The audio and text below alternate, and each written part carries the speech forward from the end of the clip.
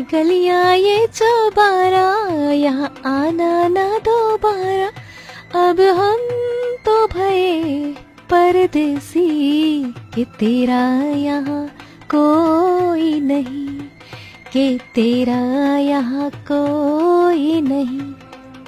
शीतल का संगीत चल रहा होता है, जिसे देखकर गौरी की आंखें छलछला जाती हैं। गौरी, तू रो रही है?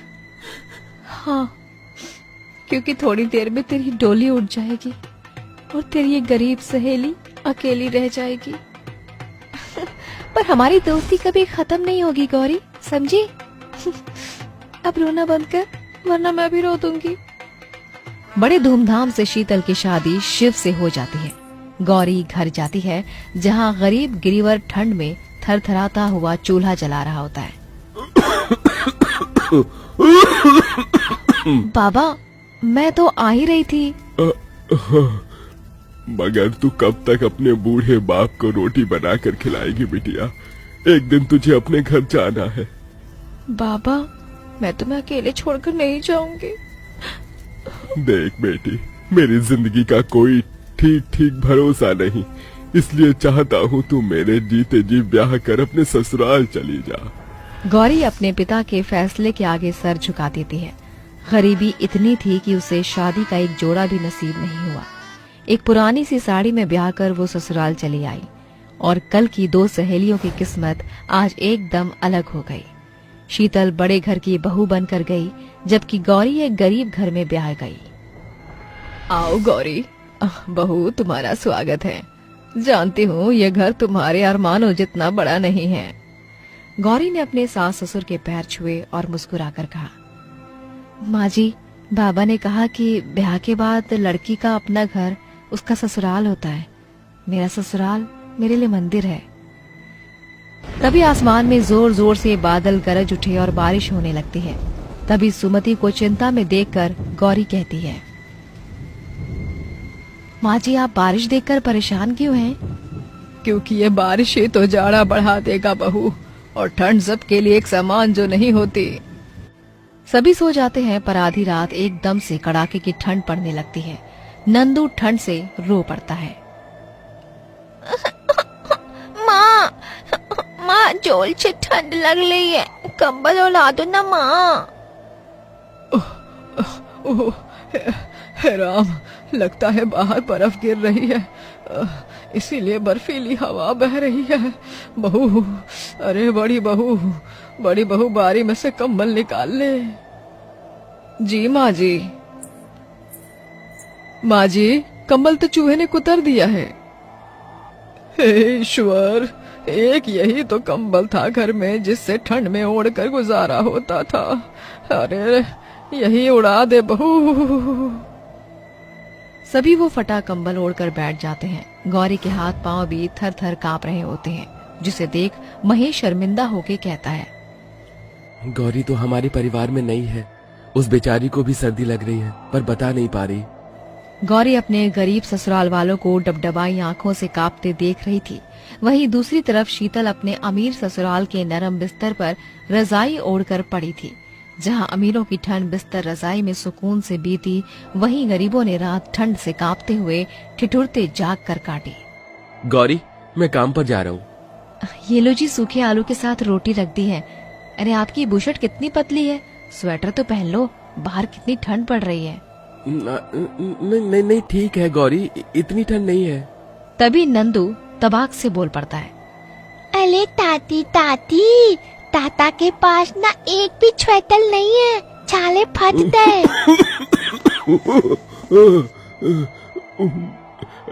महेश, ये ले बेटा, मेरा ये स्वेटर पहन ले, मुझे तो घर में रहना है।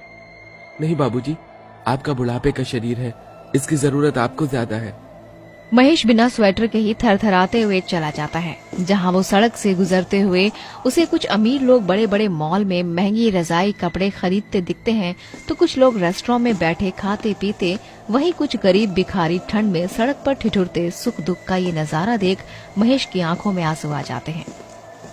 जिनकी जेबें भरी होती है, ये ठंड उनके लिए सुहाना मौसम लेकर आती है। काश कि ये ठंड हम गरीबों के लिए भी एक समान होती। तो किसी गरीब की ठंड ऐसी न बीतती। वहीं शीतल अपने आलीशान क्वार्टर के हीटर की गर्म हवा में खिड़की में से बर्फ गिरता देखकर खुश होती है। I love winters. ये स्नोफॉल कितनी अच्छी लग रही है। ऐसा लग रहा है जैसे पूरी धरती ने सफेद चादर ओढ़ ली हो। इतने में प्रेरणा आती है। शीतल बहू, वहाँ खिड़की पर क्यों खड़ी हो? ठंड लग जाएगी।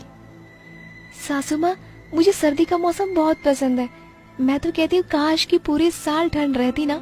ये ठंड कितनी खुशियाँ लेकर आता है। हाँ, मगर ये ठंड सभी के लिए एक समान नहीं होता शीतल बहू। हम तो आराम से यहाँ अपने बंगले में बैठे हैं, मगर उन गरीबों से जाकर पूछो जो सड़क पर इस वक्त भी ठंड में ठिठुर रहे होंगे। खैर, नाश्ते में क्या खाओगी? ठंड बढ़ गई है ना, तो मैंने अपने और शिव के लिए मूंग दाल और गाजर का हलवा बनवाया है। तुम्हें अपने लिए कुछ अलग से बनवाना है तो जाकर नौकर को कह दो। सासू माँ, मुझे तो ठंड में गर्मा गर्म पनीर और मशरूम बड़ा पसंद है।